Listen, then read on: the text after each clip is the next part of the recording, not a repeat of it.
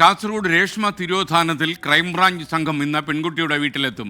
രേഷ്മയുടെ മാതാപിതാക്കളിൽ നിന്ന് അന്വേഷണ സംഘം വിവരങ്ങൾ ശേഖരിക്കുമെന്ന് അറിയുന്നു. മകൾക്ക് നീതി ലഭിക്കണമെന്ന് രേഷ്മയുടെ പിതാവ് MC രാമൻ 24-നോട് പറഞ്ഞു. ക്രൈംബ്രാഞ്ച് അന്വേഷണമൊക്കെ തൃപ്തികരമാണ്. പക്ഷേ അത് ഏത് എത്തുന്ന ഒരു പിടിപാട് ഞങ്ങൾക്ക് ചെയ്തിട്ടില്ല. CBI വരേണ്ടതായിരിക്കും.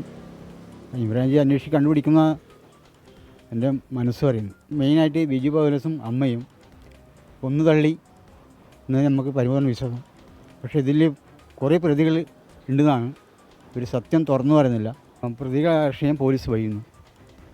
അത് പണത്തിൻ്റെ ഒഴുക്ക് ഒരുപാടുണ്ട് തോന്നുന്നു എനിക്ക്. ഇതിൽ നല്ല ആൾക്കാരുണ്ട്. ഇതിൽ എൻ്റെ വീട്ടിൽ വന്ന് പല ആൾക്കാർ വന്നും 25 ലക്ഷം വാഗ്ദാനം പറഞ്ഞിട്ടുണ്ടായിരുന്നു.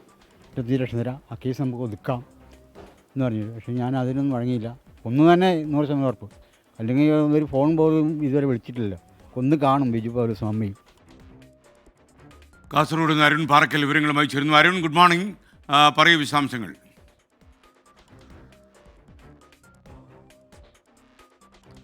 എസ്കെൻ, ഗുഡ് മോർണിംഗ്. എസ്കെൻ, കാസർഗോഡ് അമ്പലത്തറ പോലീസ് സ്റ്റേഷൻ ലിമിറ്റിലെ തായന്നൂർ സ്വദേശി രേഷ്മയുടെ തിരോധാനവുമായി ബന്ധപ്പെട്ട വിവരങ്ങൾ ശേഖരിക്കുന്നതിന് വേണ്ടി കേസന്വേഷണത്തിന് വേണ്ടി ക്രൈംബ്രാഞ്ച് സംഘം ഇന്ന് എത്തും എന്നുള്ളതാണ്.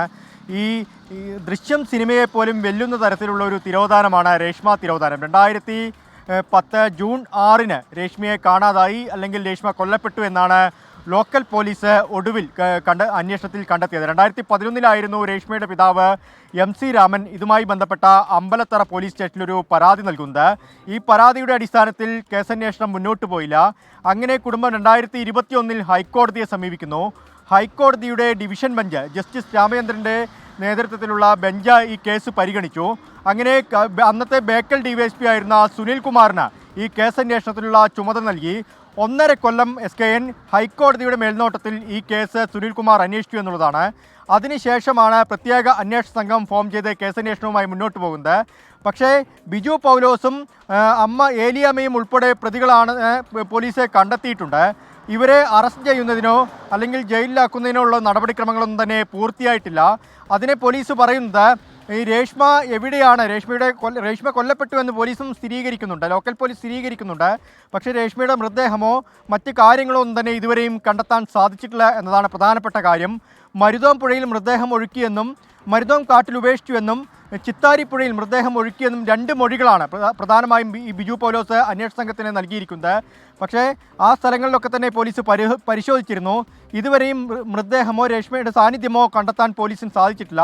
ഇന്നിപ്പോൾ പ്രധാനപ്പെട്ട കാര്യം ഹൈക്കോടതിയുടെ 2024 ഡിസംബർ 9-ലെ ഉത്തരവ് പ്രകാരം crime branch north zone IG P Prakashan ഈ കേസ് അന്വേഷണം ഏറ്റെടുത്തിരിക്കുന്നു.